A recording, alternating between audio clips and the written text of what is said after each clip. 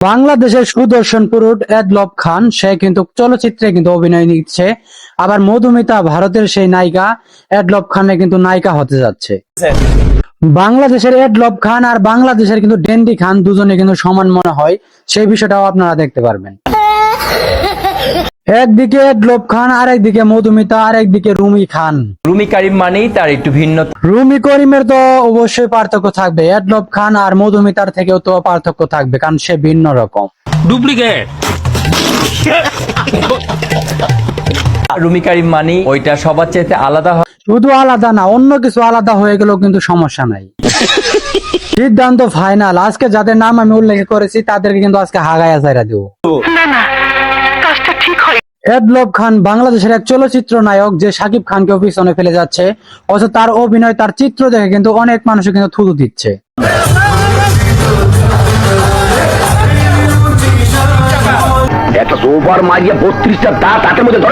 এইদিকে দেখলাম এডলব খানের ডান্স দেখে কিন্তু অবশ্যই এনজয় করলেন যে মোশাররফ করিম, যাদেরকে আসলে উল্লেখ করে বলা উচিত তাদের কিন্তু এই চরিত্রে থাকা উচিত ছিল না। তবুও বলতে হচ্ছে এডলব খানের ডান্স তারা খুব মনোযোগ দিয়েই দেখলেন।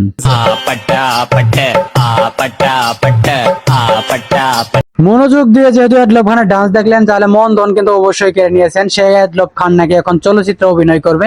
নায়িকা মধুমিতা কিন্তু রেডি। প্রচুর দুর্ভিক্ষ চলতেছে। কেন বলতেছি? কারণ এডলব খানের যে আলোচনা সমালোচনা, সেই ইন্ডিয়া থেকে নাকি মধুমিতা নায়িকা চলে আসছে, সেই এডলব খানের সাথে সিনেমা করবে। রুচির দুর্ভিক্ষ চলছে না?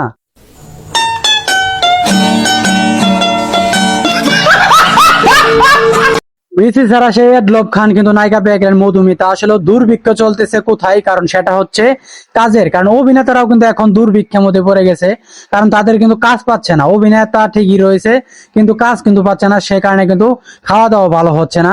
এখন মানুষ অভিনেতা কোনবার দেয় নাই, যেমন মন চাই তেমন হোক। নায়িকা কিন্তু এখন রেডি। ওপার বাংলার জনপ্রিয় অভিনেত্রী মধুমিতা সরকার অভিনীত গুলশানের চামেলি সিনেমায় গুরুত্বপূর্ণ একটি চরিত্রে অভিনয় করছেন সুদর্শন অভিনেতা এডলব খান। অভিনেতা কতটুকু সস্তা হয়ে গেলে সেটা বুঝতে পারেন। স্টার জলসার সে নায়িকা কিন্তু বুঝে না, সে বোঝে না। সে নায়িকা কিন্তু এখন এডলব খানের সঙ্গে সিনেমা করবে, অভিনয় করবে। চিন্তা করে দেখছেন?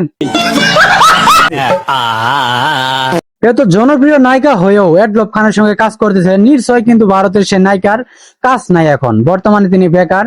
সেই কাজের জন্য কিন্তু এডলব খানের সঙ্গে সিনেমা করতেছে। ভাবা যায় যে এডলব খানকে নিয়ে আলোচনা সমালোচনা মানুষ করে, আবার সে নাকি সিনেমা করবে।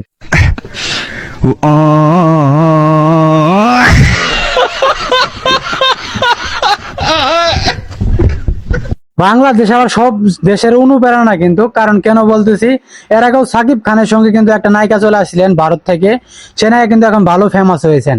এখন মধুমিতাও নাকি শুরু করেছে এডলব খান দিয়ে, হতেও পারে ফেমাসিটি তৈরি করে সে ভালো একটা কেরিয়ার অর্জন করা। মনে হয় স্বপ্নে এটাই দেখতেছে।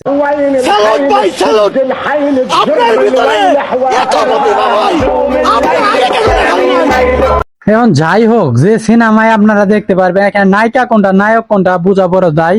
এটা না ওইটা কোনটা? বাংলাদেশ মানে বিনোদন, আর বিনোদনের জায়গায় এডলব খান কিন্তু সেরা। কারণ এডলব খান কিন্তু আসলে মেয়েদেরকেও কিন্তু অবশ্যই আশীর্বাদ দিচ্ছে তারাও যেন ভবিষ্যতে নায়িকা হয়। ভিডিও করতে করতে আরেকটা দৃশ্যের সঙ্গে প্রমাণ হয়ে গেল এডলব খানের চেয়েও বড় নাকি সে রুমিন খান। চিন্তা করে দেখছেন? বাংলাদেশ মানে বিনোদন। এডলব খানের দিন শেষ, তার দিন শেষ। এই বেচারাকে দেখে মনে হচ্ছে যে আমাদের জায়েদ খান কোথায়, যে রুলেক্স ঘড়ি পরতো, সেই রুলেক্স ঘড়ির মতো কিন্তু তিনি বেলও প্রমাণ করে দিচ্ছে বেলটা কোন দেশ থেকে নিয়ে আসছে। বাংলাদেশ মানে ভাই বিনোদন। কারণ বাংলাদেশের মানে আলোচনায় থাকার জন্য কত কি যে প্রকাশ করে তারা, আর আমরা তাদেরকে নিয়ে রুস্ট করি, সেই অপেক্ষায় থাকে কিন্তু তারা।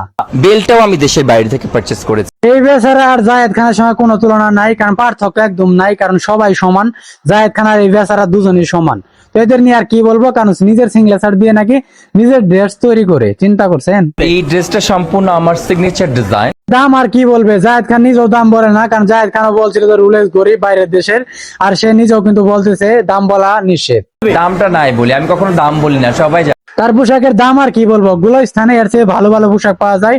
তার পোশাকটা একটু হাতের ধরে দেখবেন, কালো ছাতা রয়েছে, সেই ছাতার মানে কাপড় দিয়ে কিন্তু বানানো হয়েছে। ये क्या बक रहे हो मादरचोद? এই হাল্লার বউ হাল্লা কিন্তু কাম কি করছে, কারণ সে অ্যাওয়ার্ডে ভরপুর হয়ে গেছে, সে অ্যাওয়ার্ড রাখাই বলে জায়গা নাই। চিন্তা করে দেখেন কত বড় সেলিব্রিটি, এদের মতো সেলিব্রিটি থাকার জন্য বাংলাদেশ গর্বিত আজকে। রুমি করিমের বাংলাদেশ। রুমিন খান সে তার বাংলাদেশ নাকি, তাহলে আমাদের কি, আমরা বাংলাদেশে ভাড়াটিয়া। তারেক রহমান বিভিন্ন কার্ড দিলে কিন্তু আমরা চলে যাবো মিয়ানমারকে, আর মিয়ানমারকে আপনারাও চলে যান, কারণ এই দেশে থেকে কি করবেন, এত কষ্টের ভিডিও, তবুও সাবস্ক্রাইব নাই, লাইক নাই, শেয়ার নাই, কার জন্য এগুলা করি। তো আর কি চাইয়া দেখেন, কি আর কি দেখবেন, লাইক সাবস্ক্রাইব করলে অবশ্যই থাকেন। তো আজকে ভিডিও এখানেই শেষ। আরে এরা কারা, কোত্থেকে এলো এরা?